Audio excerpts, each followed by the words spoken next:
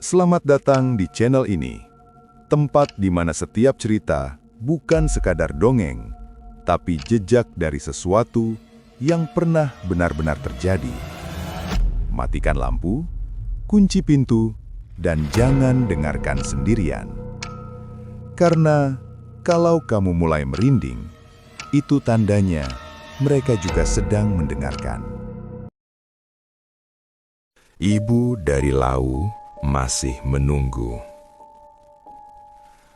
Angin malam di lereng Lau membuat tengkukku merinding, bahkan sebelum kaki ini benar-benar menginjak jalurnya. Langit tampak pekat seperti diselimuti sesuatu yang lebih tebal dari kabut. Dari jauh, pepohonan berdiri kaku, seolah sedang memperhatikan setiap orang yang berani masuk ke wilayah mereka. Namaku Arga, dan malam ini aku kembali ke Lau bukan untuk menikmati keindahan alam, bukan untuk mencari sunrise, bukan pula untuk sekedar melarikan diri dari penatnya hidup. Aku datang untuk menjemput dosa.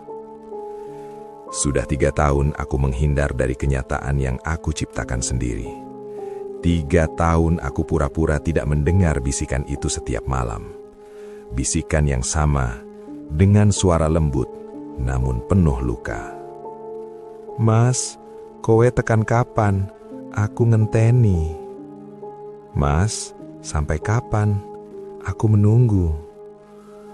Awalnya aku pikir itu cuma mimpi buruk akibat stres. Tapi semakin hari, suaranya semakin jelas, semakin nyaring, sampai rasanya seperti dia duduk tepat di samping tempat tidurku setiap malam. Kadang aku bisa mencium aroma tanah basah dan bau kamar pengap yang tidak asing lagi. Aroma yang sama seperti hari terakhir kami bertemu. Nama perempuan itu Adilia. Perempuan yang pernah aku cintai. Perempuan yang kubuat menangis. Perempuan yang membawa anakku. Dan malam ini, aku memutuskan kembali ke tempat dia menghilang. Gunung Lau. Setiap langkah terasa seperti sebuah pengadilan. Daun-daun yang berguguran terdengar seperti suara orang berjalan mengikutiku. Sesekali aku berhenti dan menoleh, tapi tidak ada apa-apa, kecuali kabut tipis yang mulai turun lebih cepat dari biasanya. Dari bawah, jalur ini tampak sama seperti dulu, tapi rasanya tidak sama. Ada sesuatu yang berubah, atau mungkin akulah yang berubah. Aku berjalan pelan sambil menyentuh batang pohon di kanan kiri. Dinginnya seperti kulit seseorang yang tidak lagi hidup. Dada ini semakin berat ketika aku sampai di persimpangan kecil. 3 tahun lalu, disinilah Adilia terakhir kali mengirim pesan. Aku masih ingat tulisan itu. Mas, aku wis tekan separuh. Ayo cepet nyusul. Dingin banget iki. Saat itu aku melihat pesannya, tapi tidak aku balas. Aku takut, aku pengecut, aku memilih diam. Dan dari titik inilah, hidup Adilia berhenti. Aku menelan ludah, mencoba menenangkan diri. Tapi semakin tinggi aku melangkah, semakin sering aku merasakan kehadiran sesuatu di sekelilingku. Angin tiba-tiba berhenti. Hutan menjadi terlalu sunyi. Tidak ada suara serangga, tidak ada suara hewan malam, hanya detak jantungku yang berdetak keras seperti ingin melompat keluar. Tiba-tiba samar-samar terdengar langkah kecil di belakangku. Pelan, menyeret, seperti seseorang yang tidak kuat berjalan cepat. Aku menoleh, tidak ada siapa-siapa.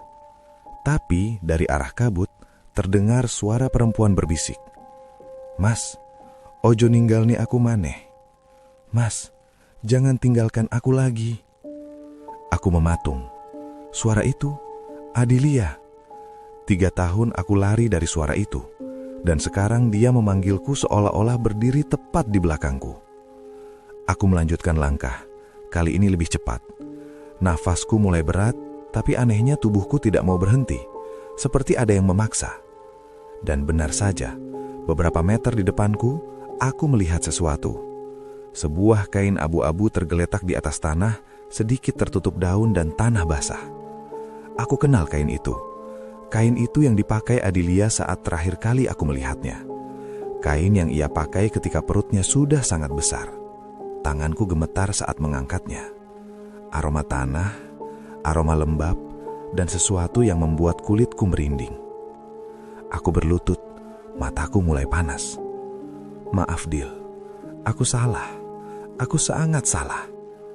Angin kembali berhembus, tapi kali ini dinginnya lain. Dingin seperti nafas seseorang di tengkukku.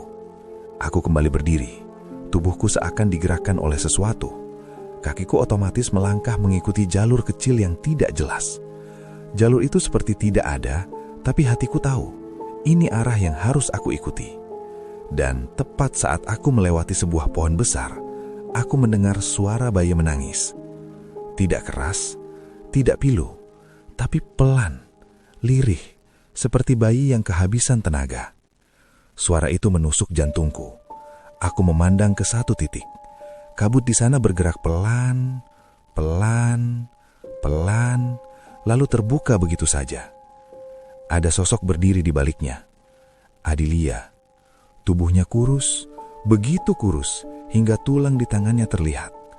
Rambutnya panjang, kusut dan basah. Wajahnya pucat seperti seseorang yang sudah berhari-hari tidak terkena cahaya. Bibirnya berkiruan, dan matanya kosong. Tidak ada kemarahan, tidak ada kebencian, hanya penantian. Di pelukannya ada bayi kecil, namun bayi itu tidak bergerak, tidak menangis lagi, hanya memejamkan mata. Adelia perlahan mendekat. Tanah tempat ia melangkah menghitam seperti dibakar dari dalam. Mas, aku lahirkan anakmu. Ingat, tapi janjimu untuk menemuiku di puncak laut tak pernah kau tepati. Aku hanya bisa mundur selangkah. Dil, aku menyesal. Aku bodoh. Dia menggeleng pelan. Senyum tipis muncul di wajahnya. Senyum yang bukan senyum manusia. Sekarang aku dan anakmu sudah. Dia menunduk melihat bayi itu. Tidak seperti dulu lagi. Bayi itu membuka mata. Tapi matanya bukan mata bayi. Hitam. Sangat hitam. Seperti lubang dalam yang bisa menelan apapun. Adelia menyentuh dadaku dengan jarinya. Dingin. Lebih dingin dari udara lau. Kue urung bayar janjimu, Mas. Saiki giliranmu ngancani aku.